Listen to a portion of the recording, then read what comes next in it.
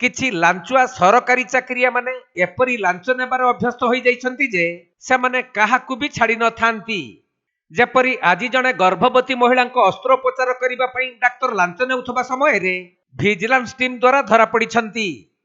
तेबे राज्य रे नुआ सरकार गठन हेबा ठारू प्रायतः प्रत्येक दिन सरकारी चाकरी करिथिबा ऑफिसर कर्मचारी एपरिकी अवसर ग्रहण करि सारिथिबा चाकरिया मानकु भी विजिलेंस टीम खोजी खोजी माड़ी बसुछि।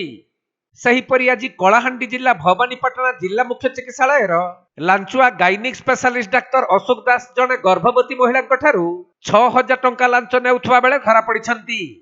तेणु मेडिकल समेत तांको सरकारी क्वार्टर रे विजिलेंस विभाग चढ़ाऊ करिछि। मिलिथिबा सूचना अनुसार भवानीपाटना सदर थाना अंतर्गत माड़िंगपदर गाँव लक्ष्मी प्रिया माझी नामनी जने गर्भवती महिला अस्त्रोपचार करिबा पई तांको स्वामी लोकेश माझी को डाक्टर अशोक दास 6000 टंका लांच मागिथिले। तेणु लोकेश विजिलेंस विभाग द्वारस्थ हेबा परे लांचुआ डाक्टर अशोक दास को धरिबा पई विजिलेंस विभाग पक्षरु योजना प्रस्तुत होइथिला।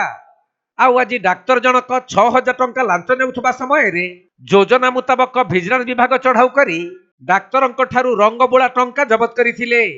परे सही डाक्तरंक सरकारी क्वार्टर रे विजिलेंस टीम चढ़ाऊ करी नगद 96,950 टंका को जबत करिबा सह नयागढ़ रे थिबा तांको पैतृक बासभवन रे मध्य विजिलेंस पक्षरु चढ़ाऊ करा जिबा परे डाक्टर अशोक दास को गिरफ्त करा जाईछि। नहीं नहीं घर पहुंच ऑफिस पहुंच गल सब सरला फाइल जिल्ला रे 96 9 कलाहांडी जिल्लारू बिरंची करुआंक रिपोर्ट कोणार्क लाइव।